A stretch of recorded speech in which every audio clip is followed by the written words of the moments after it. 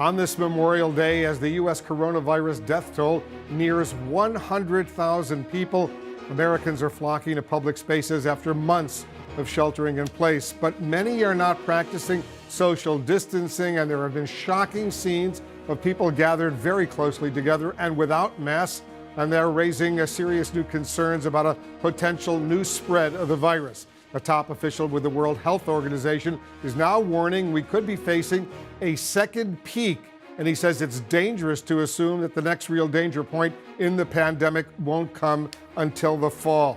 Let's begin this hour with our senior national correspondent, Kyung La, joining us now from Los Angeles. Kyung, less than 3 months ago, on March 5th, there were just 11 known coronavirus deaths here in the United States, and now less than 3 months later, we're approaching 100,000. Certainly a very grim marker, and this bears repeating, Wolf. The administration expects that the numbers are still anticipated between 100,000 deaths and 240,000 deaths here in the United States. So what does it look like on this Memorial Day? I'm here in Manhattan Beach, and I want you to take a look at the beach right now. It's actually, for Memorial Day, it's quite thin. You can see people enjoying themselves. This is Memorial Day. The spacing is happening here, but I want to move you over to the boardwalk where there are many more people. It is very busy up here. If you go up to the Commercial Street, a block away, it's also very busy up there. Busier yesterday, but this is what it looks like amid a pandemic. On Memorial Day, we remember our father, William E. Cordero. I'll always remember Gordon Hartley. As Americans gathered in online forums to remember the fallen on this Memorial Day, many others met in person, willing to push boundaries on this weekend that marks the start of summer. Everybody's going to come back and say you shoulda, coulda, woulda. But you know what? The reality of it is, at the end of the day, I think we're all responsible for our own actions. In Alabama, crowds pack the sand, many ignoring social distancing. In Southern California, this beach sits mainly empty, and visitors are wearing masks. But just a short drive away, California hikers packed this canyon, shoulder to shoulder. This is just not good. It's too many people in one little area. In response, Los Angeles County shut down the trail immediately. Crowds apparent as a cooped-up country reopens, from a giant pool party in Lake of the Ozarks, Missouri, to this one in Daytona Beach, Florida. We are beginning to see an uptick in cases in Georgia, and I think it's clearly a result of people relaxing social distancing. Data shows more states are heading in the wrong direction. In the weekly average of new cases, while 10 states here in green are down, 22 states in yellow hold steady, with 18 states in red and orange showing an increase. One of those states showing an increase in cases, Arkansas. The governor, marking the holiday, says his state is in the middle of a second peak, citing some relaxing of social distancing, but also increased testing. Today, we face another enemy. It is a deadly virus that cannot be seen. It silently attacks and kills. Almost 100,000 Americans have lost their lives within 100 days as a result of this new enemy. And it is far from over, warns the World Health Organization. We need to be also cognizant of the fact that the disease can jump up at any time.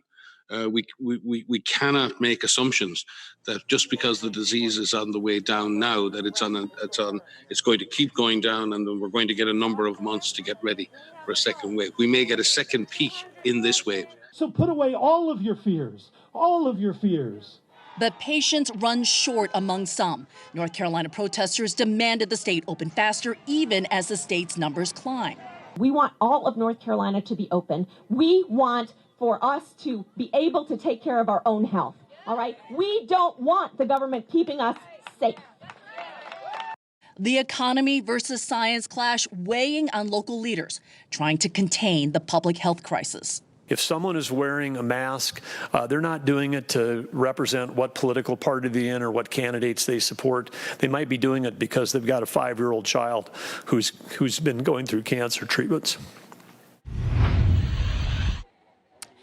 And we have some developing news that we want to share. A company has just announced a new experimental vaccine has entered human trials. The first vaccination scheduled to take place tonight, Australia time. Wolf, this is the 10th announcement by a company to enter human trials for a coronavirus vaccine. Wolf? Let's hope they succeed. That would be critically important. Kyung La in California for us. Thank you. Right now, let's go to our national correspondent, Ed Levendaries in Little Rock, Arkansas for us. So, Ed, tell us about the latest outbreak there.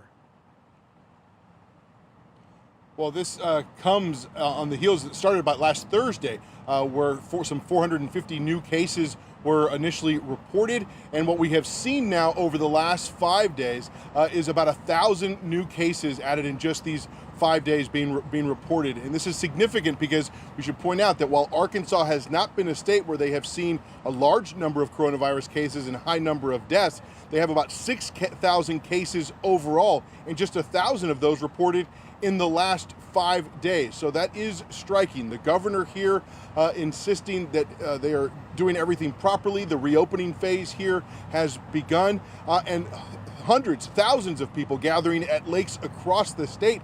Let's check out the images from Lake Hamilton, which is not too far from Little Rock. One reveler there said that they are living with no fear and that they were embracing this experience. I could get killed by COVID today, or I could get hit by a bus or a car tomorrow. I am practicing proper hand washing and hygiene.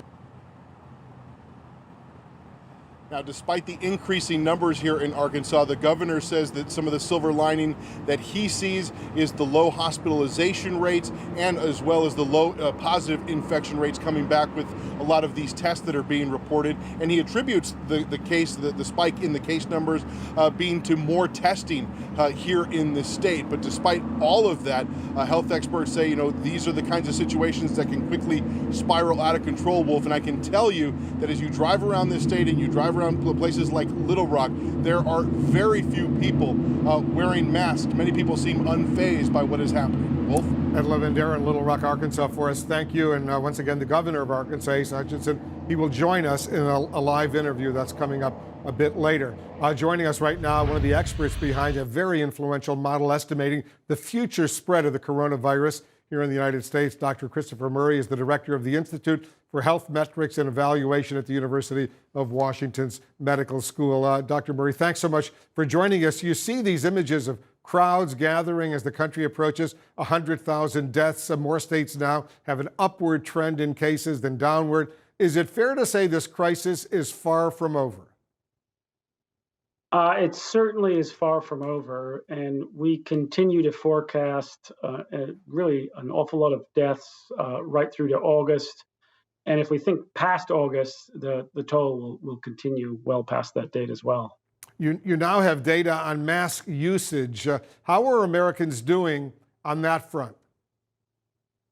It's interesting. The survey data is now starting to come in on mask usage.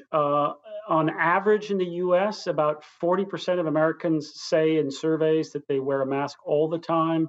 80% say they wear a mask some of the time or all of the time. So a lot of mask usage, up from near zero, of course, before the epidemic. And that, we think, is part of the reason that things are not as bad as they could have been by now. Back at the end of April and all through May, we've seen people becoming more and more mobile. We expected that to translate into big spikes in cases by now. We've seen some upticks. You just talked about Arkansas. We have concerns about Arizona and Florida and Texas and Wisconsin.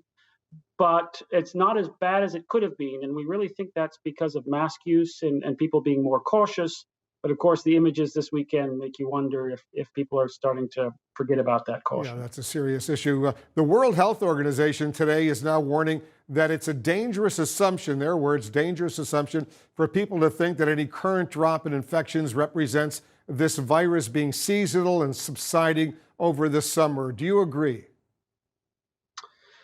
I think our suspicion, borne out both by what we see in running, statistical analyses and also looking at the big upsurge in the southern hemisphere in places like Chile and Argentina and Brazil, is that there is some seasonality, but it's not anywhere near as strong as flu.